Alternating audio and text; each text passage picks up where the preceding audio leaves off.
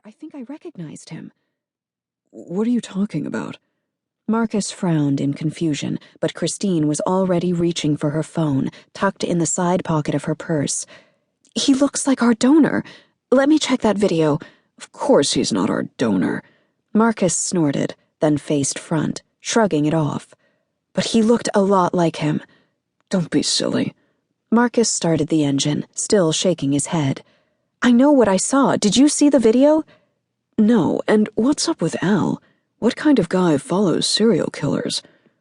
Marcus backed out of the space, then drove toward the side entrance of the school, where they had left the gifts and leftover cake, because teachers never wasted anything. Hold on. Christine tried to log on to the internet, but couldn't. Cell reception was spotty around the school, which drove her crazy. What are you doing? Marcus pulled up at the side entrance and parked. Going on CNN. They probably have the video on their website. You're not serious, are you? Marcus looked at Christine like she was crazy or hormonal, which was an expression she'd seen on him in the past, not completely unjustified. I don't know, it was just weird. What was weird? Marcus let the car idle, readjusting the lattice vent so that it blew on Christine. I just took a look at the TV, and it struck me all of a sudden. That's him. It was like I recognized him. You think that guy was our donor? Marcus's lips parted in puzzlement. He's just a guy on a news story. But he was blond and tall, and he had those eyes, his blue eyes. A lot of guys look like that. My dad does. I do. Marcus opened the car door, and the hot air blew in. Stay here. Try to relax. I'll load the trunk and drive you home. I don't want you driving like this. We'll get your car later. I can drive. I'm fine. No, sit tight.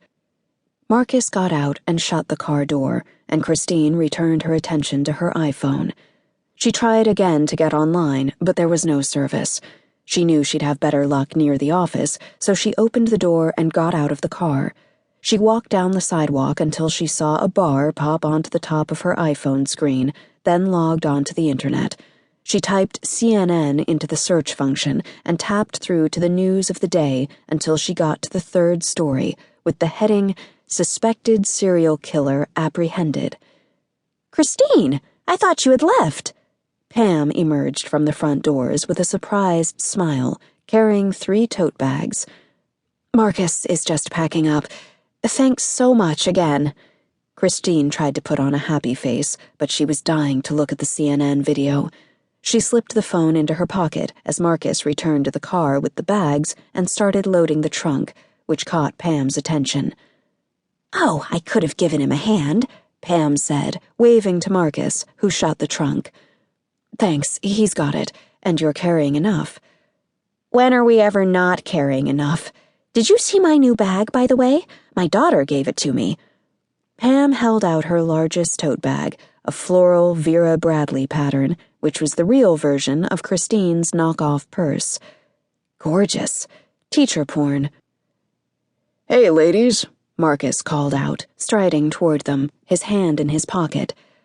Pam, you sure know how to throw a party. Thanks again. Happy to do it. Honey? Marcus took Christine's arm, and they walked as a threesome toward his car, which was in the same direction as the parking lot. They said goodbye to Pam again, and Marcus opened the door for Christine, then went to the driver's side of the car and got inside. Why did you get out of the car? He asked, putting the car in gear. To see the video. You're being silly. Marcus pulled out of the drive and headed for the exit. Maybe, probably. Let's just head home. In 3 blocks, I'll be able to get better reception, on Glastonbury Road. Silly. Marcus reached on the console for the wraparound Maui gyms that he used for golf and slipped them on his face. Honey, he's not our donor. He could be. I mean, it's possible. No, it's not possible. It's out of the question. I can't even believe you're serious. They screen these donors. I'm sure they do some, but how much? And what? Christine thought about it. She had never asked anyone the question about what kind of screening they did for donors. She remembered reading some boilerplate on the site and wished she had paid more attention. These are reputable banks. We were referred to them by Dr. David.